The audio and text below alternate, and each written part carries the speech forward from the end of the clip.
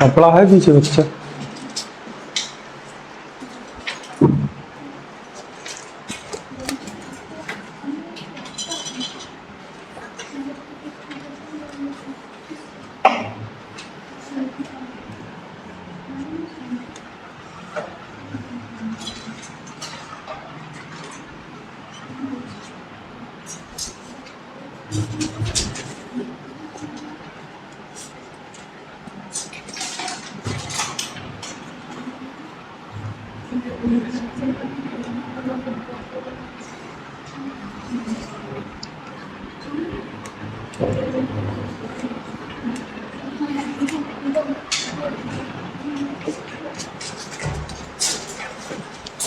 Base का last वाला बचा है ना, 6 position.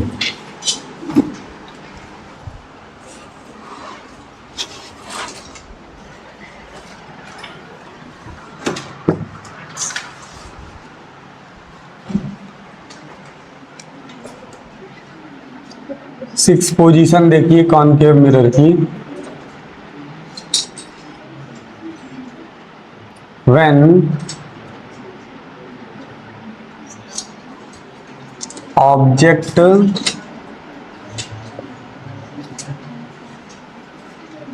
Placed between focus and पोल,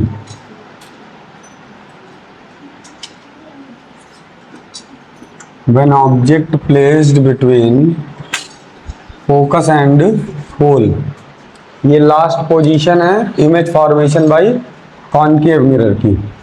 सबसे पहले क्या करेंगे, कॉनकेव मिरर बनाएंगे, पॉलिश करेंगे रेड ऑक्साइड या मरकरी से।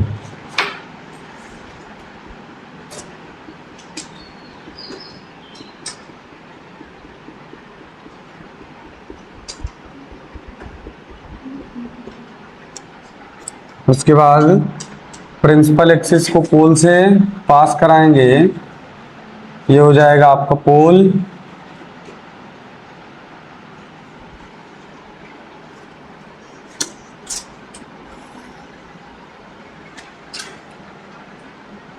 सेंटर ऑफ कर्वेचर, फोकस, और इसके बीच में कहीं यहाँ ऑब्जेक्ट को प्लेस करेंगे।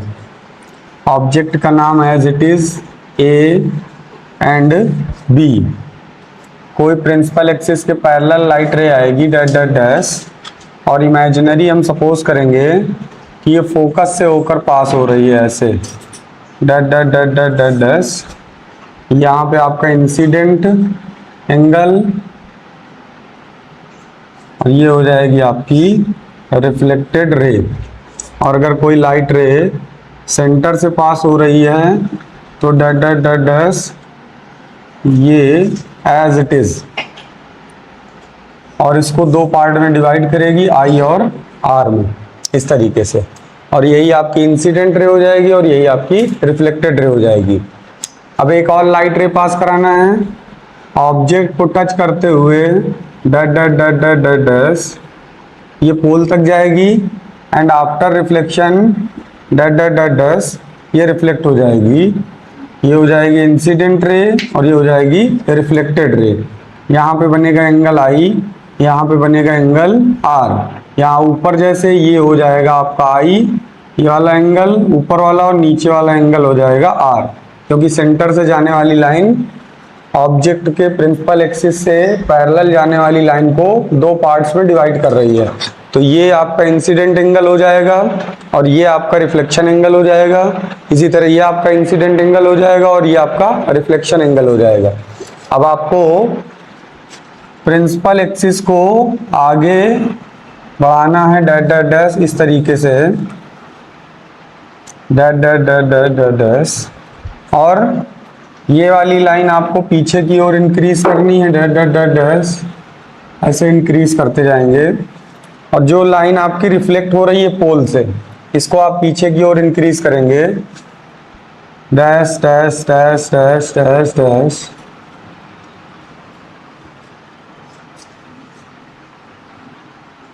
ये दोनों लाइंस कहीं ना कहीं आपस में इंटरसेक्ट करेंगी, और जहां पर इंटरसेक्ट करेंगी वहीं पर ऑब्जेक्ट का imaginary, this is not real, ये आपकी इमेजिनरी इमेज बनेगी, ए डैश बी डैश, वर्चुअल बनेगी, इरेक्ट बनेगी एंड बिगर देन ऑब्जेक्ट बनेगी। क्या किया है सबसे पहले ऑब्जेक्ट को फोकस और पोल के बीच में रखा है, उसके बाद एक लाइन प्रिंसिपल एक्सिस के पैरेलल आई, after reflection appear to passing from focus, ऐसा हमने अपीयर किया है। जबकि यहाँ पे ऑब्जेक्ट रखा हुआ है तो ये इसको क्या कर सकती है, क्रॉस नहीं कर सकती। तो हमने सपोज किया कि आफ्टर रिफ्लेक्शन ये फोकस से होकर पास होगी, ये सब इमेजिनेशन है। उसके बाद में हमने एक लाइट रे कहाँ से, सेंटर से पास कराई, इसमें भी इमेजिनरी लाइन है, ये इमेजिनरी लाइन यहाँ तक जाती है और इसको दो पार्ट में डिवाइड करेगी, इंसिडेंट एंगल और रिफ्लेक्शन एंगल में। फिर थर्ड लाइन ली हमने, यहाँ से ऑब्जेक्ट को टच करते हुए पोल तक जाएगी, आफ्टर रिफ्लेक्शन ये सेम मीडियम में रिटर्न हो जाएगी। उसके बाद में हमने फोकस से जाने वाली लाइन को पीछे की ओर इंक्रीज किया, और पोल से आफ्टर रिफ्लेक्शन वाली लाइन को हमने पीछे की ओर इंक्रीज किया। जहां पर फोकस वाली लाइन और आफ्टर रिफ्लेक्शन पोल वाली लाइन दोनों आपस में इंटरसेक्ट करेंगी, वहीं पे आपका इमेज फॉर्मेशन होगा ए डैश बी डैश। तो इमेज कैसी बनेगी आपकी, वर्चुअल बनेगी, इरेक्ट बनेगी and bigger than object, bigger than object. Note करिए।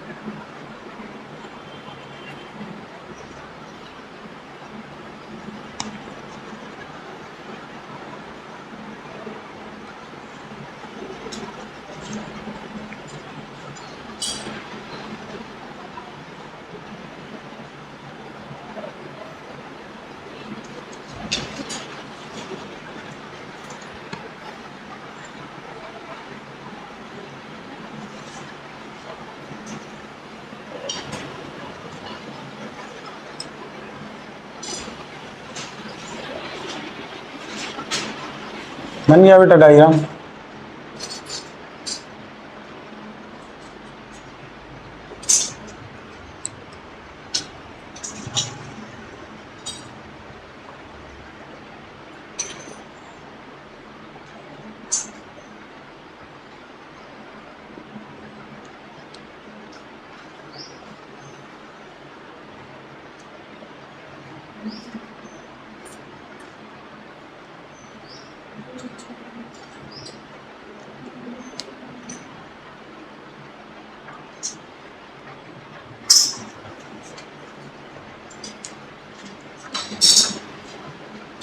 बन गया सबका।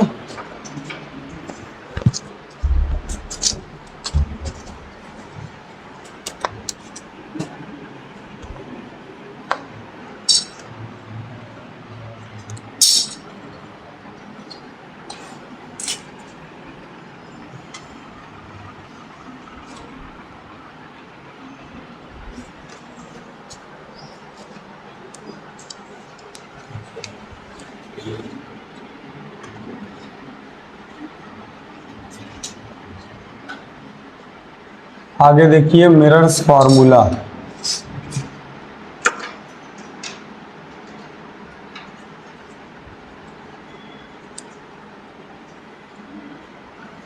ये बोर्ड पेपर में बहुत पूछा जाता है।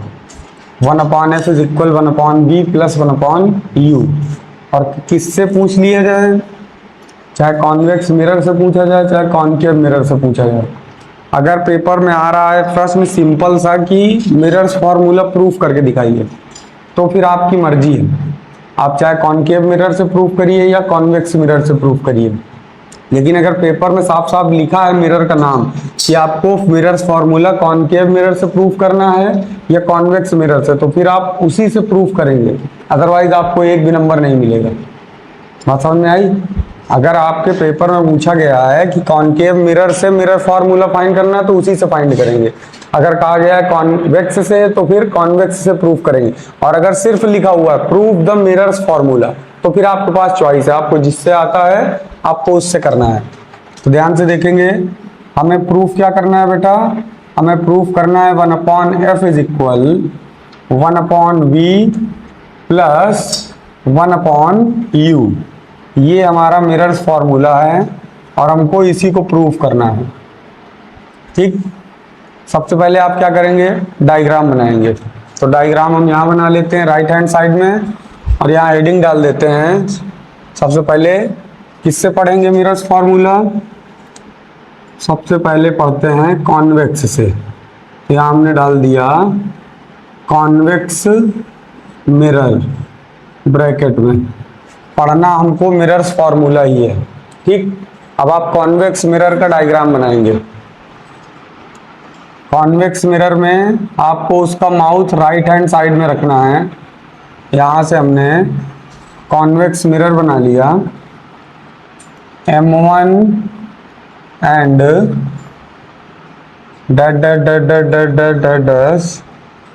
ये हो जाएगा आपका M2। और ये क्या कहलाएगा बेटा, ये है आपका अपर्चर। इसके बाद में आपको यहाँ पे रेड ऑक्साइड या मरकरी का लेप करना है, नहीं इनर लेयर में करना है, अदरवाइज ये कॉनकेव मिरर बन जाएगा।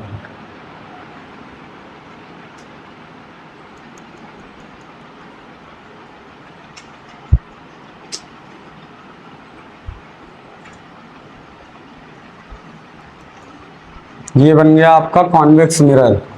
अब अपर्चर का मिड पॉइंट फाइंड करेंगे, तो सपोज किया आप स्केल से फाइंड करेंगे, हमने सपोज किया कि यहाँ पर अपर्चर का मिड पॉइंट है, वहीं से हम अपनी लाइन पास कराएंगे, dash dash dash dash dash, ये हो जाएगा हमारा पोल एग्जैक्ट अपर्चर के मिड पॉइंट के ठीक सामने। कभी भी इसका मिड पॉइंट नहीं फाइंड किया जाता। मिड पॉइंट आप किसका फाइंड करेंगे, अपर्चर का मिड पॉइंट फाइंड करेंगे, और जस्ट उसी लाइन से पॉइंट से पास करा देंगे लाइन, तो ये बन जाएगी आपकी प्रिंसिपल एक्सिस। और आपको कॉन्वेक्स मिरर में इसको पीछे भी लाना होता है, तो यहाँ हम ऐसे इसको दिखा देंगे।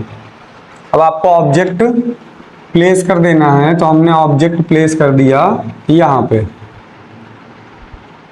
ये हमारा ऑब्जेक्ट हो गया ए बी। अब यहाँ से प्रिंसिपल एक्सिस के parallel that dot dash line इस तरह जाएंगी और यहाँ से आफ्टर रिफ्लेक्शन ये इस तरीके से निकल जाएंगी। ये हो जाएगी आपकी रिफ्लेक्टेड रे और ये हो जाएगी आपकी इंसिडेंट रे। अब आपको इस लाइन को पीछे की ओर इमेजिनरी बढ़ाना है, that that that that that that dot dash. Suppose कर लिया ये इसी पॉइंट पे मिलती है तो ये हो जाएगा हमारा फोकस। अब आपको इंसिडेंट एंगल और रिफ्लेक्शन एंगल फाइंड करना है तो आपको सेंटर तक कोई लाइन ले जानी है, dash dash dash dash dash dash. ये हो जाएगा आपका सेंटर सी और ये एंगल हो गया आपका इंसिडेंट एंगल आई और ये एंगल हो गया आपका रिफ्लेक्शन एंगल आर। इस तरीके से आपको शो कर देना है। और ये लाइन आपकी इंसिडेंट रे भी कहलाएगी और रिफ्लेक्टेड रे भी कहलाएगी। बात समझ में आई। और इस पर्टिकुलर लाइन के लिए आई और आर की वैल्यू 0 है। इसके लिए एंगल आई ये है और इस लाइन के लिए रिफ्लेक्शन एंगल ये है। इस पर्टिकुलर लाइन के लिए आई एंड आर दोनों की वैल्यू क्या है? 0। ये बात समझ में आई? नहीं आई अभी समझ में? अब ध्यान से देखिए। अब आपको क्या करना है, एक लाइन आपको पास करानी है ऑब्जेक्ट को टच करते हुए और इसको ले जानी है सेंटर तक, सेंटर ऑफ कर्वेचर तक, that that that that that that that that that that dot dash इस तरीके से ले जानी है। और यहाँ पर भी इंसिडेंट रे और रिफ्लेक्टेड रे दोनों इंडिकेट करनी है, क्योंकि ये पीछे जो लाइन जा रही है दिस इज इमेजिनेशन। ये जितनी भी पीछे की लाइन है क्या है? इमेजिनेशन है। तो यहाँ पर इसका इंटरसेक्शन हो रहा है।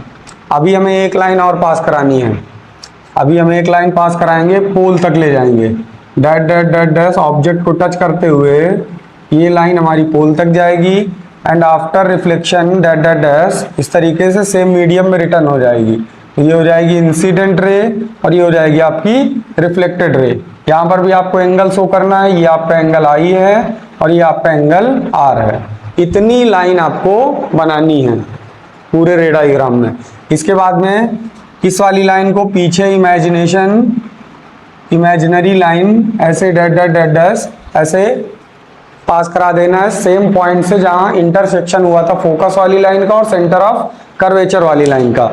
अब ये जो इंटरसेक्शन हो रहा है 3 लाइट रेस का, एक इंटरसेक्शन जो प्रिंसिपल एक्सिस के पैरेलल आई थी और आफ्टर रिफ्लेक्शन फोकस पर जाती हुई प्रतीत होती है, appear to meet from the focus. और उसके बाद एक लाइन सेंटर ऑफ कर्वेचर की ओर जाती हुई प्रतीत होती है, दूसरी लाइन जो आपकी पोल तक जाती है और आफ्टर रिफ्लेक्शन इसी पॉइंट से पास होती है। तो यहां पर आपका क्लियर इमेज बनेगा। तो हम इसको ऐसे दिखा देंगे, ये इमेज हमारी हो जाएगी ए डैश एंड बी डैश। ये बात समझ में आई? इतनी बात समझ में आ गई? आपको इस तरीके से पूरा क्लियर डायग्राम बनाना है। अब इसके बाद में आपको पोल से सारी डिस्टेंस शो करानी है, तो उसके लिए आप यहीं पर साइन कन्वेंशन बनाएंगे। साइन कन्वेंशन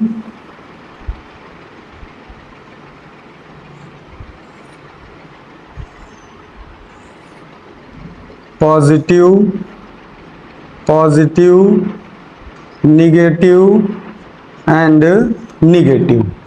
और यहाँ पे ओरिजिन पॉइंट में आप लिखेंगे पोल और ये हो जाएगा आपका 0,0। आप जितनी भी डिस्टेंस लेंगे कहाँ से ले रहे हैं? पोल से ले रहे हैं। तो आप देखिए ये मिरर का पोल है, इसके लेफ्ट साइड में निगेटिव, राइट साइड की सारी डिस्टेंस पॉजिटिव, अप साइड की सारी डिस्टेंस पॉजिटिव, डाउन साइड की सारी डिस्टेंस निगेटिव। तो यहाँ आप लाइन शो करके दिखाएंगे और माइनस का सिंबल यहाँ डायग्राम में नहीं लगाएंगे, वो आपका ये बताएगा साइन कन्वेंशन। तो यहाँ से आपको ये वाली डिस्टेंस शो करनी है u, ये पोल तक की डिस्टेंस हो गई u। इसके बाद में पोल से लेकर के इमेज तक की डिस्टेंस हो जाएगी आपकी v that that dot dash, यहाँ भी ऐसे that that dot dash show कर देंगे। इसके बाद में पोल से लेके फोकस तक की डिस्टेंस हो जाएगी आपकी f, यहाँ भी ये बन गई आपकी, यहाँ तक की डिस्टेंस हो जाएगी f। इसके बाद में पोल से लेकर के सेंटर ऑफ कर्वेचर तक की डिस्टेंस हो जाएगी कैपिटल R। तो आपकी सारी डिस्टेंस इस तरीके से रिप्रेजेंट हो गई। बात समझ में आई? नहीं आई? अब आपको दो ट्राइंगल लेना है और इनको सिमिलर ट्राइंगल प्रूफ करना है। क्या प्रूफ करना है? सिमिलर ट्राइंगल प्रूफ करना है। तो ध्यान से देखिए, एक ट्राइंगल आपको दिख रहा है ए बी, और ये वाली लाइन कहां तक जा रही है? सी तक। तो एक सबसे बड़ा ट्राइंगल है इस पूरे डायग्राम का, ट्राइंगल ए बी एंड सी। और दूसरा ट्राइंगल आपको इसी के सिमिलर लेना है, A dash B dash and सी। हमें पॉइंट सी को नहीं छोड़ना है। तो सबसे पहला ट्राइंगल हम लेंगे, यहां लिखेंगे अकॉर्डिंग टू फिगर, और सबसे पहले हेडिंग डालेंगे प्रूफ। हम क्या कर रहे हैं? मिरर्स फॉर्मूला प्रूफ कर रहे हैं। फिर लिखेंगे according to diagram, according to diagram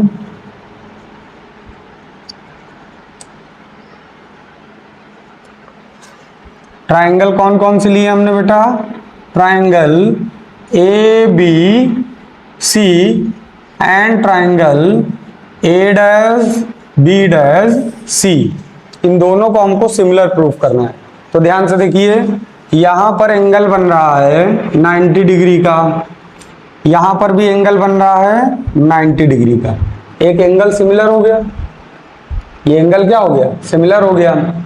अब ध्यान से देखिए, दूसरे में ये लाइन पैरेलल है इस लाइन के। अगर हम इसको इमेजिनरी ऊपर की ओर बढ़ाएं, A B is parallel to A dash B dash, तो हमारी एक लाइन पैरेलल हो गई। और अगर हम इन दोनों ट्राइंगल को अलग बना लें, तो कहीं जगह हो तो बना लेते हैं, यहां बना लेते हैं। हमारा एक ट्राइंगल है ए बी सी, तो हमने ये लिख दिया ए बी सी। और दूसरा छोटा सा ट्राइंगल है, तो हम इसको छोटा सा बनाएंगे। ये ट्राइंगल है A dash B dash C. अब यहां लिखेंगे, क्या लिखेंगे? A B is parallel to A dash B dash and angle B is equal, angle B dash is equal right angle. दोनों 90 डिग्री का एंगल बना रहे हैं, तो ये दोनों क्या हो गए? राइट एंगल हो गए। अब ध्यान से देखिए, B C is also parallel to B dash C. ये देखिए डायग्राम, एक डायग्राम ऊपर बना है, एक डायग्राम नीचे बना है। B C also parallel to B dash C. तो यहां हम लिखेंगे B C parallel to B dash C. किसी ट्राइंगल की दो लाइंस अगर पैरेलल हैं और एक एंगल इक्वल है, तो उनकी लाइंस का रेशियो सेम होता है। वो लाइन नहीं सेम होंगी, क्या होंगी? लाइन का रेशियो सेम होगा। तो हमें दो ट्राइंगल मिल गए, हमने दो लाइंस को पैरेलल इंडिकेट किया है और एक एंगल को इक्वल लिखा है हमने। इसके अलावा और कोई क्वालिटी आपको दिख रही है? इसके अलावा और कोई सिमिलरिटी आपको दिख रही है ट्राइंगल में? ध्यान से देखिए, एंगल सी दोनों में कॉमन है। अगर एंगल बी राइट एंगल है, तो एक और सिमिलरिटी है। क्या सिमिलरिटी क्या है? Angle C is equal angle C. क्या है बेटा? ये कॉमन एंगल है दोनों ट्राइंगल में। अब अगर ये कॉमन एंगल है दोनों ट्राइंगल में, दैट मीन्स किसी भी ट्राइंगल के दो एंगल अगर सेम है, तो तीसरा एंगल अपने आप सेम हो जाएगा। एंगल बी और बी डैश 90 डिग्री के हैं, एंगल सी आपका कॉमन है, तो एंगल ए अपने आप बराबर हो गया। बात समझ में आई? मतलब दोनों ट्राइंगल क्या हो गए? सिमिलर हो गए। तो हम यहां लिखेंगे triangle A B C similar triangle A dash B dash C. बात समझ में आई? अब हमें इनकी साइड का रेशियो लेना है। तो रेशियो लेते समय एक बात हमें ध्यान रखनी है कि अगर हमने इस साइड में बड़ी लेंथ ली है, तो अपॉन में कौन सी लेंथ लेंगे? छोटी लेंथ लेंगे। अगर हम इस साइड में बड़ी लेंथ ले रहे हैं BC, तो अपोजिट साइड में क्या लेंगे? B डैश C, छोटी वाली लेंथ लेंगे। तो यहां हम लिखेंगे AB upon A dash B dash. ये दोनों पैरेलल थी, इन्हीं दोनों को लिया हमने। उसके बाद BC parallel to B dash C, हमने इन दोनों को ले लिया और इक्वेशन बना करके एज इट इज हमने इसको छोड़ दिया। अब हमें दूसरा ट्राइंगल लेना है, ट्राइंगल लेना है ए बी पी, और दूसरा ट्राइंगल हो जाएगा ए डैश बी डैश पी। उल्टा आइए, पहले हमने लिया ए बी पी, फिर दूसरा ट्राइंगल लिया A dash B dash P. Again देखिए, angle B 90 degree and angle B dash again 90 degree. ये बात समझ में आई? इसके बाद में ये ओवरऑल एंगल कितने का बनेगा? अरे ये दोनों एंगल सेम नहीं हो जाएंगे, ये भी एंगल आर हो जाएगा। तो एंगल आई और आर आपस में वैसे भी बराबर होते हैं, लॉ ऑफ रिफ्लेक्शन। तो ये इसके बराबर और ये इसके बराबर, तीनों एंगल आपस में बराबर, यानी दो एंगल हमने ऑलरेडी बराबर कर दिए, तीसरा एंगल फिर अपने आप बराबर हो जाएगा, एंगल ए और एंगल ए डैश। तो हमें यहाँ दूसरा ट्राइंगल कौन सा लेना है? ट्राइंगल ए बी पी, और दूसरा ट्राइंगल लेना है A dash B dash P. फिर से A B is parallel to A dash B dash and angle B is equal angle B dash equal right angle, ये हो जाएगा। फिर से इनके डायग्राम को बना लीजिए। तो हम एक बार बनाते हैं A B P, A B P, ये एंगल आर है, और दूसरी बार बनाते हैं A dash B dash P, A dash B dash P, और ये भी एंगल क्या है? आर है। ये एंगल आपका 90 डिग्री, ये एंगल आपका 90 डिग्री, ये 90 डिग्री, ये 90 डिग्री। बात समझ में आई? अब यहाँ पे हम दिखाएंगे angle P is equal angle P, क्या है ये? कॉमन एंगल है, दोनों ट्राइंगल में कॉमन एंगल है। अब फिर देखिए BP is also parallel to B dash P, क्योंकि दोनों एक ही लाइन तो हैं, और सेम लाइन के पार्ट्स आपस में क्या होते हैं? पैरेलल होते हैं। तो हम यहाँ पे यहीं पे शो करेंगे कॉमा लगा के, BP parallel to B dash P dash. अब दो एंगल बराबर हो गए, दो लाइंस पैरेलल हो गई, तीसरा एंगल अपने आप बराबर हो जाएगा। कौन सा एंगल? एंगल A और एंगल A डैश। फिर से हमें इनकी साइड का रेशियो लेना है। AB upon A dash B dash is equal, नीचे वाली लाइन कौन सी है?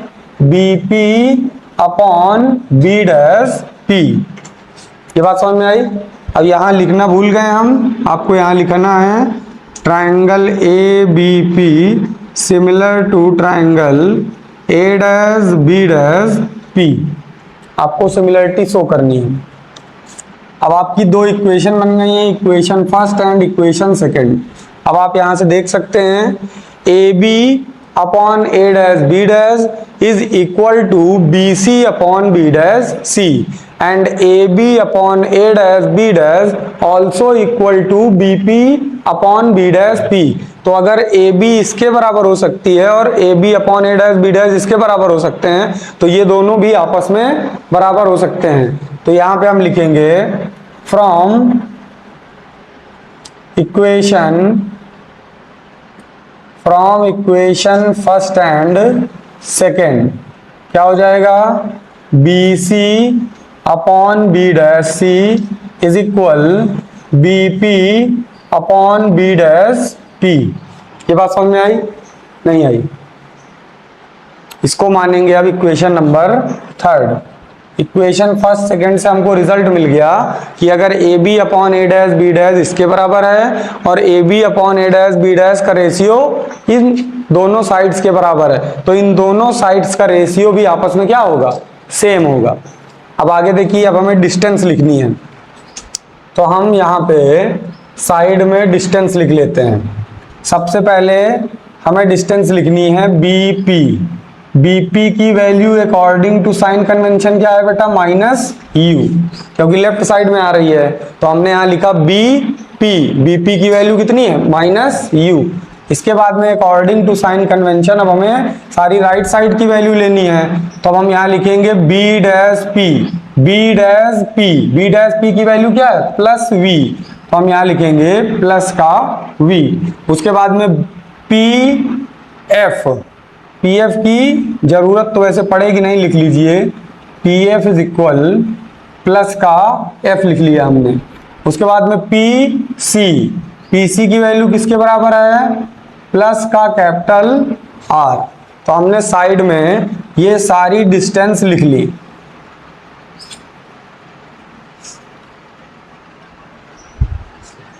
अब आपको यहां पर ध्यान से देखना है कि आपके पास इनमें से किसकी वैल्यू यहां पर है और जिसकी नहीं है उसकी आप फाइंड करोगे। तो ध्यान से देखो, आपके पास बीपी है, बी डैश पी है, क्या नहीं है आपके पास, बीसी नहीं है और बी डैश सी नहीं है। तो आप यहाँ पे फाइंड करेंगे कि आपको बीसी मिलेगी कहाँ से बेटा। तो बीसी अगर आपको चाहिए तो ध्यान से देखिए, सबसे लंबी साइड आपकी क्या है, बीसी है, बीसी। तो अगर बीसी हमें चाहिए तो अगर हम बीपी में से पीसी को ऐड कर दें तो हमें बीसी नहीं मिल जाएगी। तो ध्यान से देखिए, बीसी इज इक्वल हम लिखेंगे BP plus PC. BC is equal BP की वैल्यू है माइनस यू प्लस पीसी की वैल्यू है कैपिटल आर प्लस में। तो ये मिल गई हमको बीसी की वैल्यू। अब हम बीसी की जगह हम लिखेंगे minus you plus capital R. अब हमें चाहिए बी डैश सी। बी डैश सी अगर हमको फाइंड करना है तो ध्यान से देखिए, ये लिखा है बी डैश और ये लिखा है सी। अगर हम पीसी में से बी डैश पी को सब्ट्रैक्ट कर दें तो बी डैश सी नहीं मिल जाएगी। ध्यान से देखिए, हमें चाहिए बी डैश सी। हम पीसी में से बी डैश पी को सब्ट्रैक्ट कर दें, पी सी में से बी डैश पी को सब्ट्रैक्ट कर दें तो ये वाली लेंथ सेपरेट हो जाएगी। बी डैश सी की वैल्यू आपको आसानी से मिल जाएगी। पी सी आपको पता है प्लस का कैपिटल आर है, माइनस बी डैश पी आपको पता है प्लस का कैपिटल वी है, और हमने सब्ट्रैक्ट किया है जिसकी वजह से सिंबल आया है माइनस का। तो ये हमको मिल गया बी डैश सी। ये बात समझ में आई। और फिर से आपको ये सारी डिस्टेंसेस ब्रैकेट में इस तरीके से क्लोज कर देनी है। अब आपको ये डिस्टेंस लेनी है, यहां पे उठा के लिखना है। बीसी की प्लेस पे आपको लिखना है, बीसी की प्लेस पे आप लिखेंगे BP plus PC upon B dash C की प्लेस में लिखना है आपको PC minus B dash P is equal BP upon B dash P. Clear. अब आप इनकी डिस्टेंसेस उठा के जो हमने लिखी है विद साइन उठा के लिख देना है। तो बीपी की प्लेस पे आपको लिखना है माइनस का you plus capital R plus का कैपिटल आर माइनस का वी माइनस का यू और यहां लिखेंगे प्लस का वी। क्लियर। क्रॉस मल्टीप्लाई कराएंगे तो v का मल्टीप्लाई ऊपर होगा और इस माइनस यू का मल्टीप्लाई r माइनस वी से होगा। तो मल्टीप्लाई कराएंगे तो ये आ जाएगा माइनस का यू वी प्लस का V R is equal minus का यू आर और माइनस माइनस यहाँ लिखेंगे माइनस का यू वी। तो ये माइनस माइनस का प्लस हो जाएगा। अब इधर माइनस का यू आर है और इधर माइनस का यू वी है और इधर प्लस का यू वी है। तो हम यू वी को इस साइड में ले आते हैं तो ये पॉजिटिव हो जाएगा और माइनस का यू आर इधर ले आते हैं तो ये पॉजिटिव हो जाएगा। तो हम इसको लिखेंगे प्लस का यू आर प्लस का V R is equal U V. Positive हो गया और एक यू वी आपके पास पहले से है इधर, तो यू वी मिलके क्या हो गया बेटा, two U V U R plus V R. आपके पास ये इक्वेशन बन गई। अब आपके पास कितनी क्वांटिटी है यहाँ पर, आपके पास u है, r है, v है, r है, u है, v है। ओवरऑल अगर हम कॉमन लें तो हमारे पास तीन क्वांटिटीज हैं, u दोनों साइड में, v दोनों साइड में, r u और v दोनों के पास में। तो अगर हम किसी भी न्यूमेरिकल डिजिट से अल्फाबेटिकल डिजिट से अगर इक्वेशन को बोथ साइड मल्टीप्लाई या डिवाइड कराते हैं तो इक्वेशन में कोई चेंजमेंट नहीं होता है। तो हम इन तीनों क्वांटिटीज से बोथ साइड डिवाइड कर देंगे तो हमारी इक्वेशन में कोई चेंजमेंट नहीं होगा। तो हम क्या करेंगे, यहाँ पर डिवाइड करेंगे इस इक्वेशन को both side divided by both side divided by U V R, दोनों साइड में हमने डिवाइड कर दिया। U R upon U V R plus V R upon U V R is equal to U V upon U V R. ये लिख दिया हमने, इसको यहां से इरेज करके साइड में लिख दीजिए। I is equal R is equal 0। ठीक, अब जो आपके कैंसिल आउट हो रहे हैं उनको कैंसिल कर दीजिए। तो देखिए नीचे u, ऊपर भी u, नीचे r, ऊपर भी r, नीचे v r, ऊपर भी r, नीचे uv और यहां से uv। अब जो बचा है उसको लिखिए 1 अपॉन v प्लस यहाँ बचा 1 अपॉन u और यहाँ बचा 2 बाई r। यही तो बचा आपके पास। अब हमसे गलती हो गई है कि हमको पहले फोकस और रेडियस ऑफ कर्वेचर में रिलेशन बताना चाहिए था। चलिए कोई बात नहीं, इसके बाद बता देंगे। अब यहाँ पे 2 बाई आर ये कहाँ से आता है? फोकस और रेडियस के बीच में रिलेशन होता है F is equal R by 2, ये रिलेशन होता है। ठीक, तो ये इसका जस्ट अपोजिट लिखा हुआ है। अगर हम उसको रिवर्स फॉर्म में लिखें तो हम रिवर्स फॉर्म में क्या लिखेंगे? 1 upon F is equal 2 by are.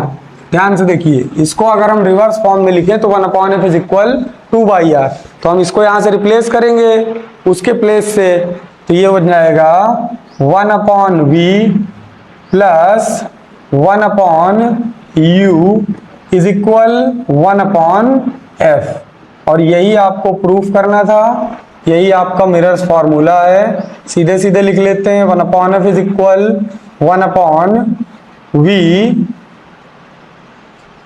Plus 1 upon U. ये इक्वेशन आपकी प्रूफ हो गई।